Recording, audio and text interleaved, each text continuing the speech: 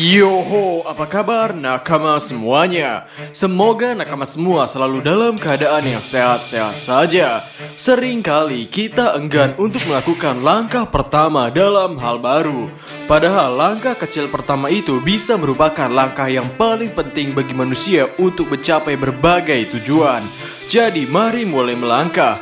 Dalam cerita One Piece yang bertemakan bajak laut, memang hal yang nyeleneh dalam manga ini. Dan salah satu hal nyeleneh yang pernah Oda buat adalah tentang adanya kelompok yang disebut dengan bajak laut angkasa. Jadi itulah yang akan kita bicarakan. Baiklah, tanpa basa-basi lagi, langsung saja mari kita mulai. Uchu Kaizoku atau bajak laut angkasa. Dalam manga One Piece, bajak laut angkasa ini tidak dimunculkan dalam cerita utama. Namun, ia muncul dalam cerita cover story Enel yang menceritakan seorang Enel yang melakukan perjalanan ke bulan. Dan pada manga One Piece, sering sekali terjadi adanya kaitan cerita pada cerita utama dan cerita cover story. Artinya, kondisi dunia yang diceritakan dalam kedua hal itu adalah sama. Bajak laut angkasa ini ditemui oleh Enel ketika Enel pergi ke bulan. Perawakan mereka terlihat seperti binatang dari mulai seperti anjing, bebek, ataupun buaya.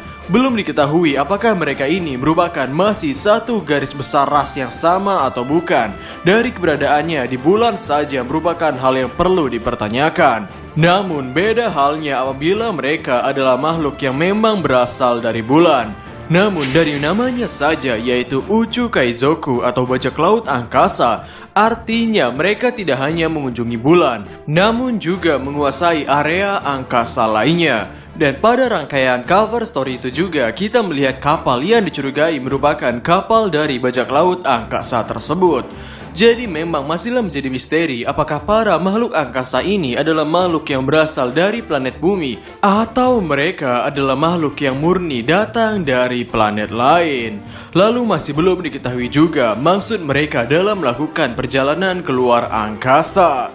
Suku Ming. Jika berbicara mengenai bajak laut angkasa yang kebanyakan memiliki bentuk seperti binatang, pastinya kita akan teringat dengan makhluk dari suku Ming. Namun pada dasarnya, makhluk dari suku Ming adalah makhluk yang memiliki bulu di seluruh tubuhnya.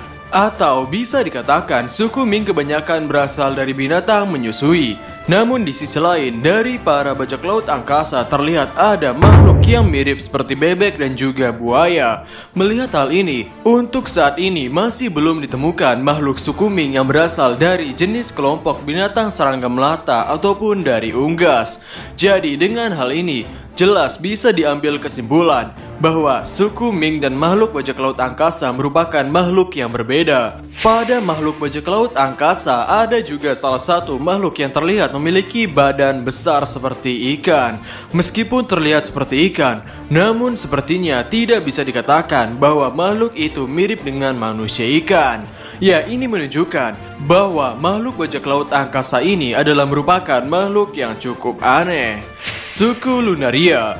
Dari fakta bajak laut angkasa yang saat ini berada di bulan, kita pastinya menjadi penasaran tentang hubungannya dengan ras Lunaria. Memang saat ini kita masih sangat minim dalam hal informasi tentang ras Lunarian.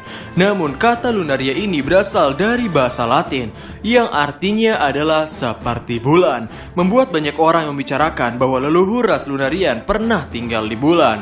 Dikarenakan diketahui bahwa bajak laut angkasa itu berada di bulan dalam pencarian reruntuhan kuno, cukup tinggi kemungkinan bahwa mereka mengetahui mengenai makhluk atau ras Lunarian yang pernah tinggal di bulan. Kemudian dari manakah para bajak laut angkasa itu bisa mengetahui informasi mengenai reruntuhan kuno di bulan tersebut? Hal pertama yang bisa terpikirkan adalah kemungkinan bajak laut angkasa itu merupakan keturunan dari ras Lunarian itu sendiri. Saat ini kita sudah mengetahui bahwa orang-orang yang tinggal di bulan itu harus meninggalkan bulan dikarenakan di sana sudah kekurangan sumber daya alam. Pada saat itu, bisa jadi planet yang dituju bukan hanya planet bumi saja, namun ada kemungkinan mereka pergi ke planet lain juga. Dan apakah ada kemungkinan para bajak laut angkasa itu adalah orang-orang yang pergi ke planet lain dari bulan itu sendiri? Jadi artinya, mereka pada awalnya adalah merupakan satu jenis suku yang sama. Namun, mereka mendapatkan penyesuaian ketika mereka berada di planet yang berbeda tersebut. Hal ini diperkuat oleh perkataan Queen pada One Piece chapter 1033, di mana Queen berkata bahwa suku ras Lunarian bisa bertahan hidup dalam berbagai keadaan di dunia. Artinya di sini menyatakan bahwa makhluk ras Lunarian memiliki kemampuan menyesuaikan diri yang sangat tinggi.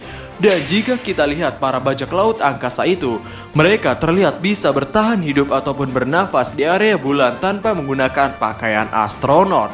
Apakah hal ini terjadi karena mereka juga merupakan satu ras dengan Lunarian yang merupakan makhluk yang bisa bertahan hidup dalam berbagai keadaan dunia? Ya, mungkin Enel juga merupakan pengecualian karena ia adalah makhluk listrik dari efek buah setannya.